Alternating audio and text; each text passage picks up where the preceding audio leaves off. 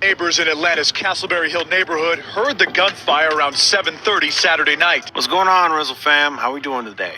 Well, regardless of how you are, you're probably in a better spot than Yak Gotti and the rest of YSL. We've already covered the whole YSL collective, and the spot, the bother, they found themselves in pretty extensively. But just as a preface, the whole outside crew of Lil Gotti, Lil Keed, and a few others got locked up on RICO charges and currently waiting trial. Even Young Thug and Gunna got brought in. Now, unfortunately, Yak Gotti might have made some circumstances even. Hussleinbudent 2.0, y'all already know what's going on. You did. Shouts out to the Positivity Gang, Hustling Squad.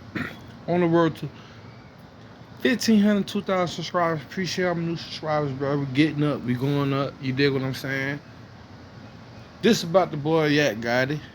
We already know YSL, I want to say YSL, but Thug and Gunna got almost 52 co-defendants and stuff like that. And it's allegedly, I don't want to say allegedly, they got paperwork on dude. It get deep, y'all. So basically, one of the members out of Thug camp telling on him. Everybody supposed to be street. I'm telling you, man, a lot of people be selling y'all facades, bro. So that's what's going on. It's even worse. No one really knows whether or not he did that on purpose, but let's go ahead and break it down to find out. See, initially, everyone thought that YFN Lucci must have been the snitch, since he's a notorious rival of the entire YSL gang. Not only that, but he got caught on RICO charges of this. See, you know when people one-on-one street and not, or this street smart. I won't even say one-on-one street. We're talking about, yeah, this dude just said, and it's just his commentary, but he's gonna say, yeah, Lucci is a rival and op of YSL's and YSL, and we expected him to be a rat and a snitch for YSL and snitch on Thug. How can he tell on Thug and he an op of Thug? They don't deal with each other. They don't do nothing with each other. What can he? See, certain things I just be catching y'all. My bad. Let's get to it.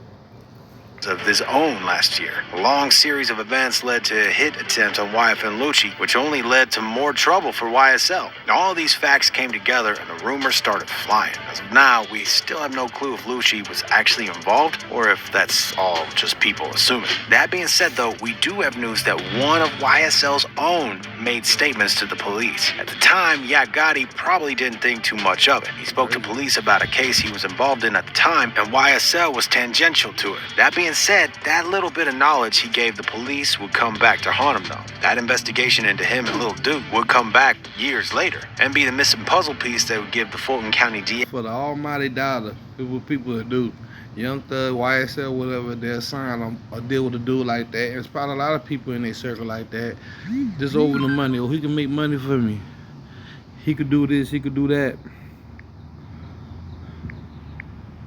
Yeah, let's sign him. Not knowing nothing about him, not knowing him like that. Just, oh, he going up with the music real quick. Let's get a check. Let's just get a check from him. Now look at how something quick. Let's keep it a bean. A lot of these dudes thugs don't really know like that. Or Gunna. These are so-called artists slash hitters for them. Allegedly. County DA exactly what she needed to take YSL down. The whole thing spawned thanks to a beef with a rival blood gang from a nearby area in Georgia. DeMonte Kendrick, professionally known as Yak Gotti, got into it with three ops, one of them just 14 years old. In January 2015, in the neighborhood of Castleberry Hill, shots popped off late at night. Neighbors walked out after hearing the shots of weapons and found three young men laying on the lawn. This led to the passing away of one Donovan Thomas, better known by the name Big Nut. It's important to remember that Big Nut was basically YFN Lucci's best friend. While nobody really knows exactly why YSL targeted Big Nut, it was a decision that would go on to change the rap game and Atlanta gang history for years to come. Lil Duke is also mentioned in the whopping 56 charge indictment that the Fulton County Police Department brought YSL. Sometimes niggas just gotta take it back to the old school and how men used to settle their difference back in the G, you did? Men used to settle their difference with a boxing match, or man, me and you got a problem, bro, let's me and you go in the ring or have a street fight and let's have it all out. But these days, be body for a body. Slide for a slide, op for a op, stupid shit. So both of these millionaires, black multi-millionaires, threw their life away because they don't like each other. And things they did, they can't take back. So it's up forever. Those guys wising up, bro. YSL in on. He's also said to have been involved in the drive-by that claimed the lives of Big Nut and 2 others. Yet Gotti was indicted for the 2015 case and was sentenced to 57 months in prison as a result of the crimes he was implicated in. However, he's also been doing his best to appeal the sentence and achieve less jail time. Yet Gotti and his homies were almost caught during a routine traffic stop after everything went down, but Yak Gotti decided to take off instead. A high-speed chase ensued. Instead of going down without a fight, Yak Gotti was only spotted when he hit a guardrail. From there, police picked him up and took him back to the station, where they would question him about his involvement with the drive-by at YSL for a grueling 6 hours. Apparently, after searching the car, police had found a little bit of smoke and 2 weapons. The 2 weapons they found in the vehicle had previously been reported stolen. Yak Gotti admitted to the police that he owned the rifle but lent it to Duke, with the intention that it might be used to carry out on some rival gang members. You can see why all this is bad, right? Not only did he snitch on himself and Duke by saying that the item was supposed to be used in the commission of a crime. Nigga don't be built like this, man. Look, that right there. People sell sauce. People sell drip. People sell facade of who they are. A lot of these dudes, they don't have, man, I'm gonna tell you something, man. Mafia lingo and mafia days and real gangsters, it can sound old when I say back in the G, but it's real. Original This game will never be original. It's a dual copy. It's a carbon copy. So y'all can say whatever y'all want. Oh yeah, he did a little bit older. So what, nigga?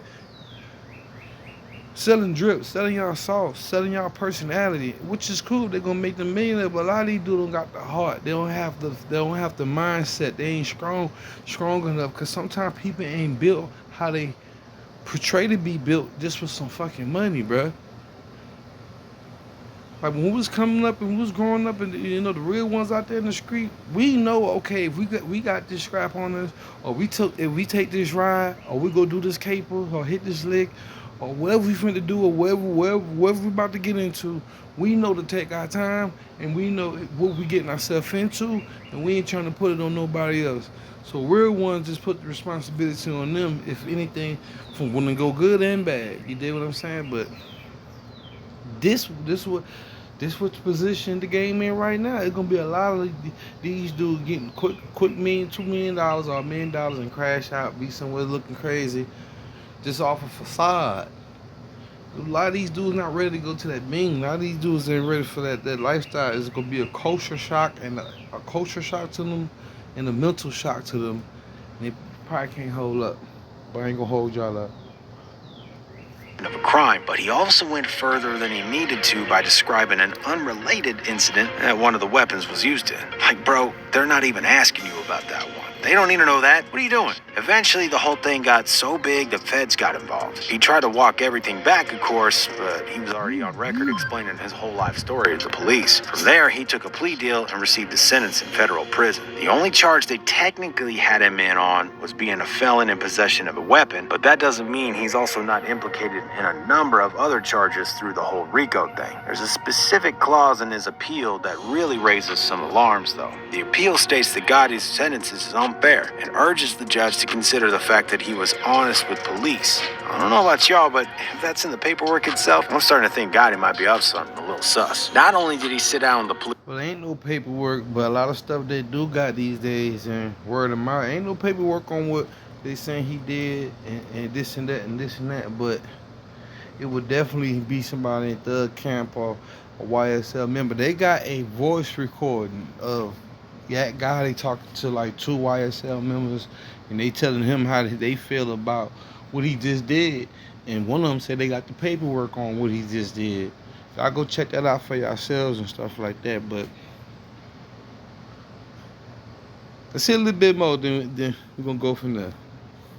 So it ain't just allegedly what I'm saying.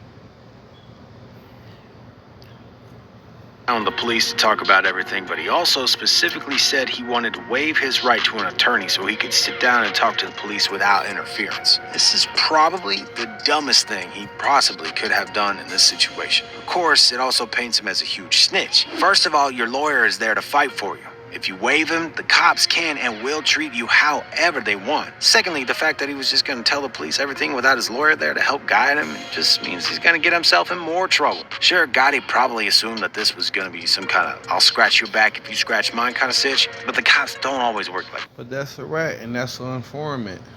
You scratch my back, I scratch yours. Bro, when it come down to money, when it come down to what people will do for it, especially a lot of money, man, quit thinking a lot of people is what they are just because they show you something. Not show you something personally, but shows you something. I mean, the props and stuff that people be having for music videos and movies, that shit is a lot of things is facades. A lot of things it appears to be real. Work like that. Shortly after this, he was transferred to another jail where he was interviewed by a couple of detectives and some members of a gang unit. They recorded the whole interrogation on both audio and video. Now, not only did Gotti sit down with these guys for a good little while, but they also brought him food, drinks, and some cigarettes. Now, let's be clear here. Cops will usually do this kind of thing during a lengthy interrogation, but it's still Gotta feed the rat. not really a good look to be all buddy-buddy with them like this in Gotti's situation. About 2.5 hours in, Gotti decided that he wanted to see his lawyer and didn't want to talk to the police anymore. They took him out for a cigarette, and while he was outside, he said that he talked to one detective, but not the other. When he got back in, the interrogation continued. I don't really know what he thought about what was happening, though. Like, the detectives, they're on the same team. The interview continued until the detective stated that he had no further questions. About a week later, they brought Gotti in for yet another interview. Once again, the detectives brought Gotti some food. Not only that, but the detectives told him that this time, if he cooperated with them, they'd see what they can do to help him out. That interview lasted for about 2.5 hours. During both of these interviews, Gotti explained further and further about what was going on with the items that he had received a charge for the possession of. After all this went down, the court was able to get a warrant to search Gotti's cell phone. Once they did, they learned more about the death of Big Nut and how it caused a huge schism in the gangs in Atlanta. This led to a massive number of retaliations between YSL and the Inglewood neighborhood Bloods, with the court report claiming This nigga is a real, hey, nigga's a real rat, for real. So this nigga been talking. Lord have mercy. Look what type of people look? Look at him. I'm glad I paused it on that picture. Look at him. Yeah, sure. And this dude, it'll be people vouching for him. Yeah, bro, he did it before, he did that before. But it's the heart of a man. Look at that image. Yeah, with the sit, yeah. But look what they did. They'll crash out for it, bro. They will crash out for they'll crash out for that image right there, bro.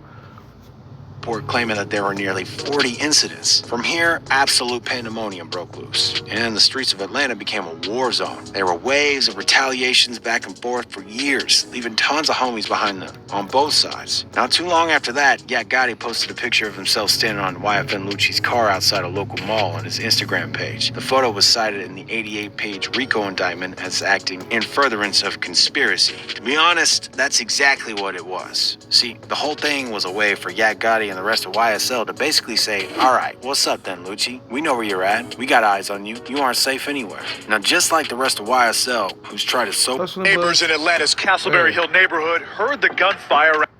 Doug Finn dogpiled on Gotti. Gotti stood strong and claimed that he would never snitch on an Instagram post he made. He said, 2015, my brother never did a day in jail because I claimed my shit.